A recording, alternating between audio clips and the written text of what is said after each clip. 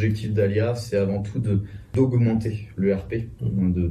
Ça restera cette donnée qu'on ne changera jamais, mais d'augmenter le RP vers ce qu'on appelle un assistant de gestion. Et l'objectif de cet assistant, c'est d'ouvrir des cas d'utilisation qu'on a forcément projetés, sur lesquels on se fait rêver aussi nous, avec nos clients tous les jours. On a parlé du chiffrage, on peut évoquer la manière d'analyser le reporting de l'entreprise. Il faut voir aujourd'hui le calvaire que c'est d'aller extraire ces informations, d'aller les analyser. On n'a jamais besoin de les voir sous le même prisme. Du coup, on construit une requête, c'est jamais la bonne, je recommence, et en fait, on perd un temps phénoménal dans cette approche-là.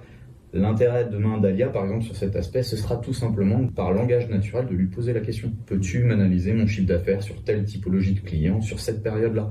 10 secondes, et la réponse va permettre de synthétiser par un texte, par un graphique, etc. l'expression de Donc, réponse orale, avec en plus l'accompagnement avec les camemberts qui vont bien, les tableaux, les explications aussi qui accompagnent la question. On a pu le montrer à nos 5 ans, c'est quelque chose qu'on sait déjà faire.